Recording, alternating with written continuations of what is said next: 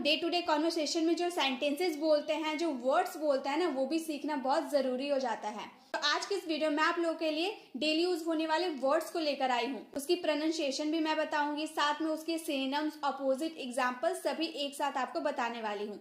तो चलिए वीडियो को स्टार्ट करते हैं। हमारा सबसे पहला वर्ड है स्टाउट। स्टाउट का हिंदी मीनिंग होता है तगड़ा या फिर ठोस। कोई वस्तु है जो बहुत ठोस है, उसे हम इंग्लिश में बोल सकते हैं स्टाउट। सिनोनिम्स होते हैं बर्ली, पॉटली, प्लम। स्टाउट का सिनोनिम्स हो गए barley, पॉटली, plum.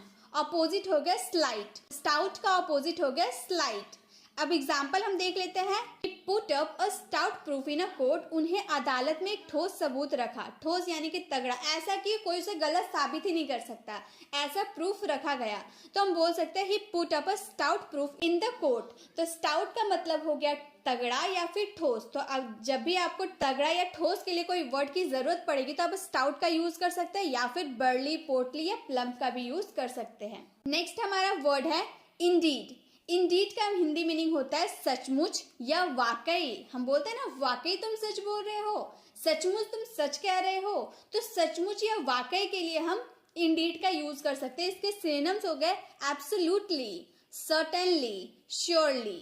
Absolutely, certainly, surely Indeed के सिनोनिम्स हो गए। और अपोजिट हो गया डाउटफुली, मतलब संदेह भरा। इंडीड के अपोजिट हो गए doubtfully. Indeed you are very beautiful. वाकई तुम बहुत खूबसूरत हो। Indeed you are very beautiful. तो इंडीड का यूज आप सचमुच या वाकई के सेंस में कर सकते हैं। नेक्स्ट हमारा है रिलायबल। रिलायबल का हिंदी मीनिंग होता है विश्वसनीय या भरोसेमंद। कोई व्यक्ति है जो बहुत रिलायबल है, यानी कि भरोसेमंद है, उस पर भरोसा किया जा सकता है। तो रिलायबल यानी कि भरोसेमंद या विश्वसनीय। सिनोनिम्स हो गए decent, honest, decisive. Decent, honest या डिसाइसिव। इसके ऑपोजिट हो गए करप्ट, यानी कि उस पर भरोसा किया ही नहीं जा सकता, ऐसा इंसान। रिलायबल के ऑपोजिट हो गया corrupt. He is not at all reliable man. वह बिल्कुल भी विश्वसनीय आदमी नहीं है, यानी कि करप्ट आदमी है। जब रिलायबल आदमी नहीं है तो कौन सा आदमी हो गया? करप्ट आदमी हो गया, जिसपे विश्वास किया ही नहीं जा सकता। He is not at all reliable man. तो गाइस, इंग्लिश बोलने के लिए जरूरी नहीं कि आपको एकदम परफेक्ट इंग्लिश बोलने की जरूरत नहीं है। आप अगर बिगिनर्स हो तो आप स्टार्टिंग के लिए बस हिंदी वाले सेंटेंसेस में इन वर्ड मीनिंग का यूज कर दो, तो भी आपकी इंग्लिश काफी एडवांस लेवल की लगेगी। जैसे कि आप इस तरह से बोल सकते हो ना, वह बिल्कुल भी रिलायबल पर्सन नहीं है, यानी कि वह बिल्कुल भी रिलायबल इंसान नहीं है। तो रिलायबल, विश्वसनीय की जगह आप रिलायबल का यूज कीजिए, तो भी आगे वाले पर्सन को ये तो पता होगा कि आपको वर्ड मीनिंग पता है, आपको इंग्लिश की काफी नॉलेज है, तभी तो आप विश्वसनीय की जगह रिलायबल का यूज कर रहे हो। तो आप अगर बिगिनर्स हो तो आप इस अपने इंग्लिश को इफेक्टिव बना सकते हो। तो आप धीरे धीरे वर्ड मीनिंग का यूज करके अपने सेंटेंसेस को बनाइए, फिर देखिए आगे चलकर धीरे धीरे आप अच्छी इंग्लिश बोलने लगेंगे। नेक्स्ट हमारा वर्ड है आउटस्पोकन। आउटस्पोकन का हिंदी मीनिंग होता है मुखर या स्पष्टवादी। आउटस्पोकन का मतलब मुखर या स्पष्टवादी, बोलने में आगे होना, ठीक है, मतलब कोई भी बात बोल देना, चुप नहीं रहना। सिनोनिम्स हो गया ब्लंट, कैंडिड, वोकल।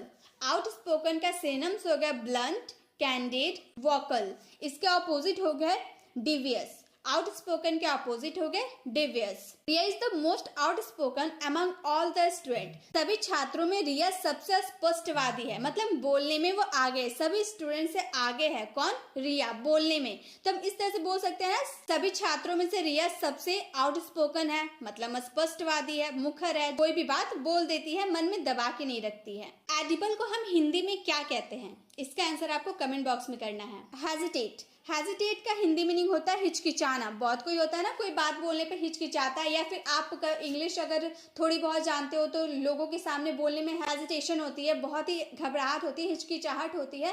तो हेजिटेट का मतलब ही होता है हिचकिचाना। सिनोनिम्स हो गए स्टम्बल, फॉल्टर, पॉन्डर।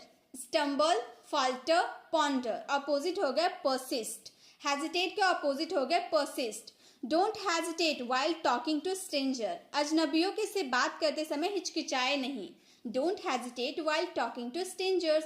तो आप स्ट्रेंजर्स का मतलब क्या हो गया? अजनबी हो गया, और हेजिटेट का मतलब क्या हो गया? हिचकिचाना हो गया। तो आप इस तरह से बोल सकते हो ना, स्ट्रेंजर से बात करते समय हेजिटेट ना करें, यानी कि हिचकिचाए नहीं। तो इस तरह से आप इंग्लिश का यूज कर सकते हैं। नेक्स्ट हमारा वर्ड है बैबल। बैबल का हिंदी मीनिंग होता है गपशप करना। बैबल यानी कि गपशप करना। सिनोनिम्स हो गए drivel, gibberish, chatter. Drivel, gibberish, chatter. Opposite हो गया क्वाइट। बैबल के अपोजिट हो गया quiet. Don't babbles in between the class. कक्षा के बीच में गपशप ना करे, मतलब स्कूल आप क्लास में बैठे हो उस बीच में आपको गपशप ना करे, यानी कि बैबल्स ना करे। कक्षा यानी कि क्लास के बीच में बैबल ना करे, ठीक है। ऑफेंस। ऑफेंस का हिंदी मीनिंग होता है अपमान, किसी का अपमान करना। ऑफेंस। सिनोनिम्स हो गए breach, misdeed, infraction. Breach, misdeed, infraction. Opposite हो गए बिहेवियर। ऑफेंस का अपोजिट हो गया behaviour. I am sorry, I mean no offence. मुझे क्षमा करे, मेरा मतलब अपमान करना नहीं था। I am sorry, I mean no offence. तो ऑफेंस का मतलब हो गया अपमान करना। गाइज, अगर आपको वीडियो अच्छी लग रही है तो प्लीज वीडियो को लाइक करें, क्योंकि आप लोगों के एक लाइक से हमें बहुत मोटिवेशन मिलती है ऐसी वीडियोस बनाने के लिए। चलिए नेक्स्ट आगे बढ़ते हैं। अब है पैम्पर। पैम्पर का मतलब होता है लाड़ प्यार करना। पैम्पर यानी कि लाड़ प्यार करना। सिनोनिम्स हो गए coddle, gratify, indulge. Coddle, gratify, indulge. Opposite हो गया डिसअपॉइंट। पैम्पर के अपोजिट हो गया disappoint.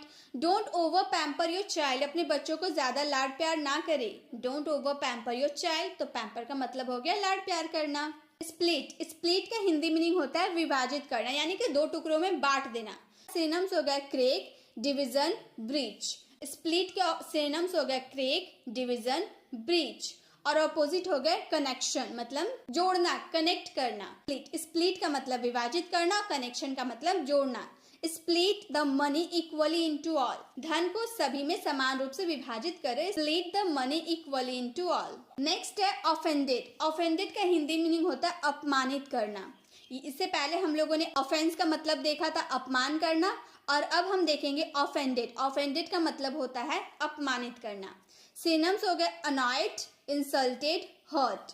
Annoyed, insulted, hurt. Opposite हो गया प्लीज्ड।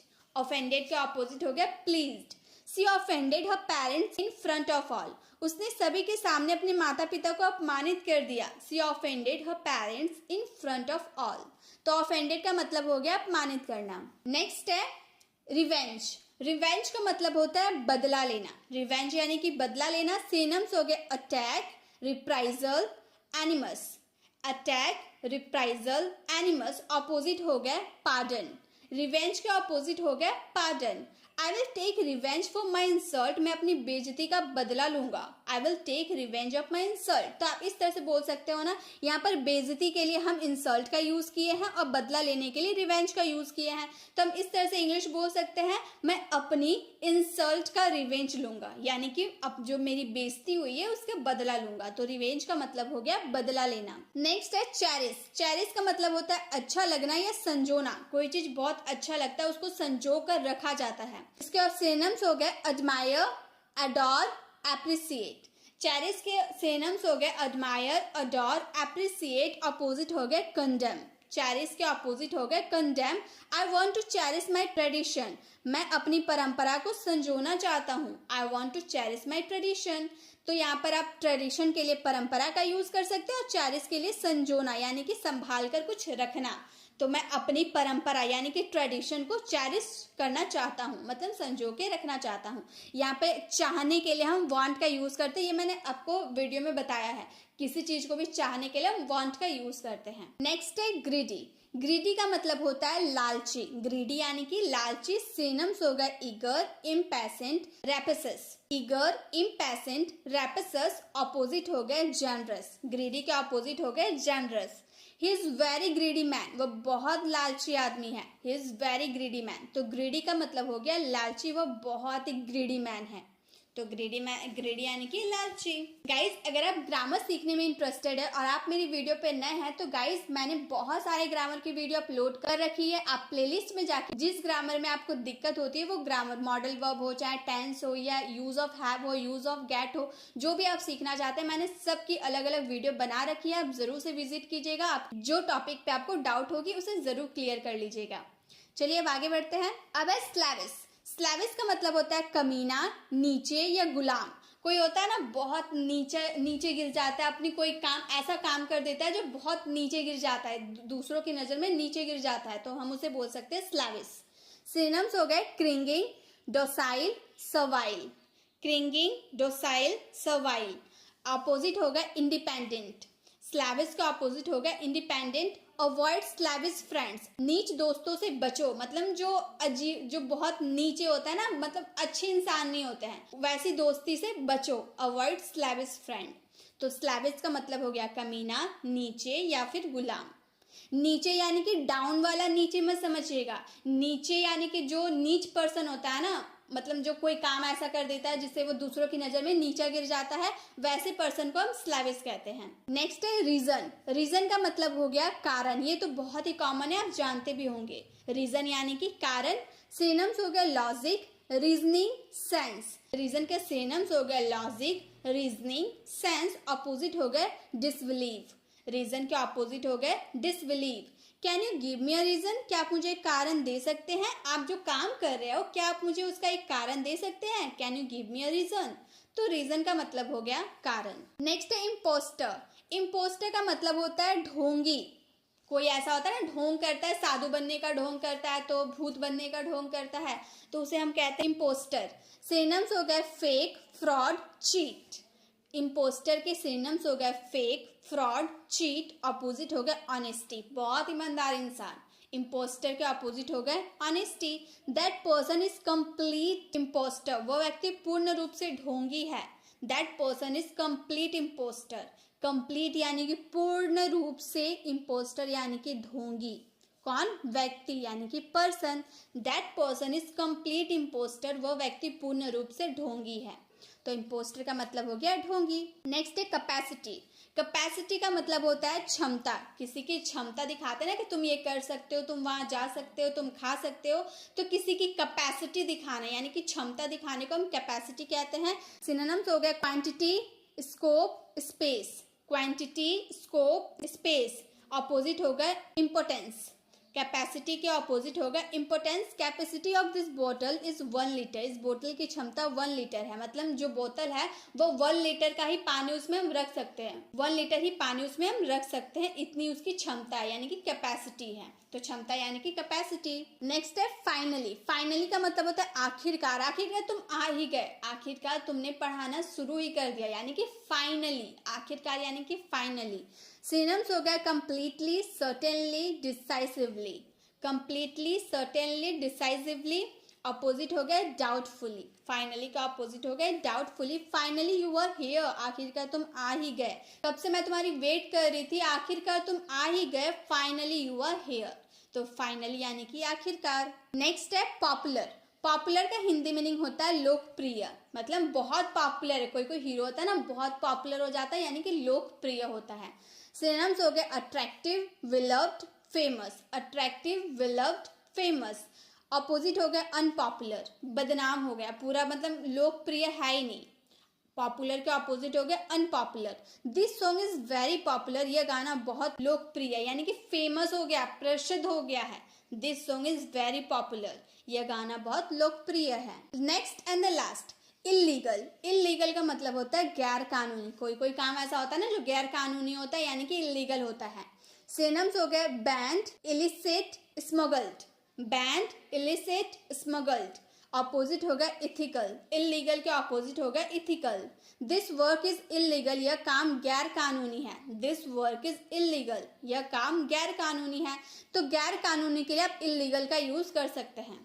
गाइस आज के लिए बस इतना ही। वीडियो कैसे लगी वीडियो को कमेंट बताना बिल्कुल भी ना भूले। अगर आप चैनल पर नए हैं और अभी तक हमारे चैनल को सब्सक्राइब नहीं किए हैं तो जल्दी से सब्सक्राइब का बेल आइकन को क्लिक कर दे ताकि आने वाले वीडियोस की नोटिफिकेशन आपको मिलती रहे। मिलते हैं नेक्स्ट वीडियो में, तब तक के लिए कीप लर्निंग।